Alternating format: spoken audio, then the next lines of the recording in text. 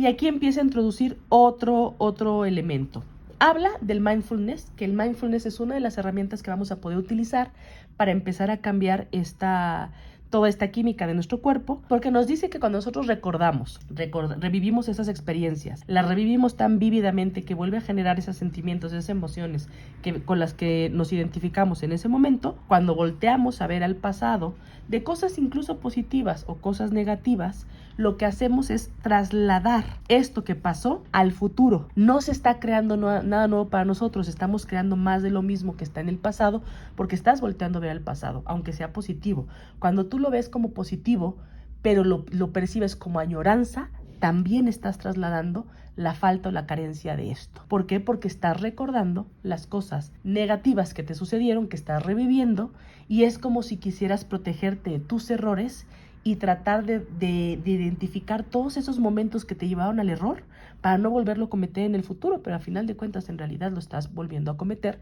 porque te estás concentrando en emociones del pasado, cuando posiblemente ya ni siquiera seas la misma persona que sintió esto, pero sí te estás convirtiendo en la misma persona que lo siente cuando lo recuerdas de la misma manera. Por eso te dice que cuando tú no te enfocas en esto y estás iniciando como si fuera desde cero, como que esto no existe, es estar en el momento presente y entonces das oportunidad de que se creen nuevas cosas. El mindfulness es una herramienta que nos va a ayudar a lograrlo. Y ya para terminar este capítulo nos dice que hay un mito genético. Esta es una idea que puede no gustarte, solo es un libro, solo es una idea que introduce Joe Dispenza y te voy a explicar qué es lo que está diciendo. Se dice que las enfermedades son genéticas. Si tu mamá o tu familia hay cáncer, es muy probable que te pueda dar también a ti cáncer. Lo que te dice esto no es genética, es ambiente, porque estás enfrentándote o estás reaccionando al mismo tipo de ambiente que reaccionó ese familiar tuyo que de alguna manera también tuvo una enfermedad,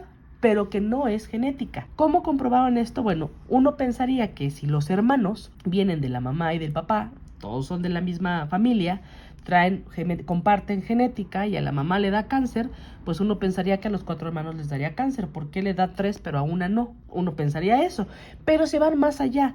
En los experimentos y en las investigaciones que han hecho, se dan cuenta que con los gemelos que técnicamente o genéticamente son iguales, son la misma persona, que hay quien dice que no son exactamente iguales, pero de todas maneras en términos generales son iguales, porque a uno sí le da una enfermedad y al otro no. Sí, genéticamente son iguales y además vienen de lo mismo, porque sus experiencias, por mucho que sean la misma persona, las experiencias no son iguales, como reciben las experiencias no son iguales y por lo tanto la predisposición a las enfermedades no son iguales. Joe Dispenza no dice que no exista la genética. Lo que dice es que la genética no va a determinar las enfermedades, pero sí tu entorno. Y aquí introduce esta idea de la epigenética y es el primer momento en el que menciona este concepto, en donde habla de que tienes aquí, por ejemplo, una célula puede tener una especie como de interruptor, que obviamente no lo tiene así, pero es una forma de visualizarlo.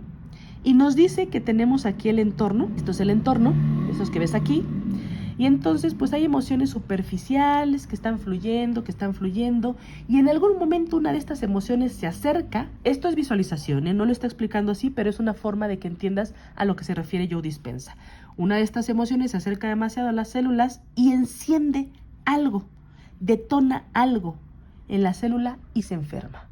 Si nosotros vemos esa misma célula, podemos decir, tenemos aquí el exterior, aquí estamos nosotros, y una de las formas en las que nosotros podemos visualizar cómo se comporta la célula con respecto a las enfermedades, podríamos decir que el exterior nos está afectando a nosotros, estos somos nosotros, aquí está nuestra célula, nosotros afectamos a la célula, la célula y el ADN se ven afectados. Nos dice que en realidad estos somos nosotros, y nosotros vamos a afectar al entorno deliberadamente, con todo o desde nuestras células. Este concepto, digamos que todavía no lo he terminado de explicar y puede ser algo bastante complejo de entender, y no sé si esta visualización te ayuda a entender este concepto, pero básicamente lo que está diciendo es que principalmente el entorno es el que afecta a nuestras células, pero si tu mente te permite afectar el entorno, entonces el entorno ya no va a afectar tus células. Aquí vuelve a introducir un poco, está uno de los experimentos que hicieron, en donde vuelve a hablar del repaso mental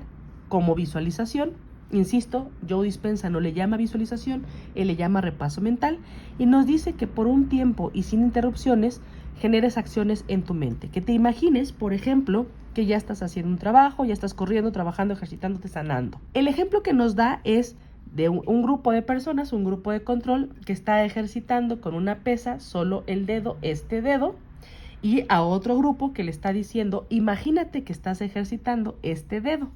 Lo hacen por un tiempo, supongamos 3 semanas, regresan a ver al grupo de control y regresan a ver al grupo que se imaginó cómo estaba ejercitando este dedo y se dan cuenta que este dedo genera más masa que los otros porque está ejercitándose, pero la generan los dos. El grupo de control que estaba utilizando una pesa para ejercitarse y aquel grupo que estaba visualizando que se ejercitaba o que ejercitaba con una pesa solo este dedo.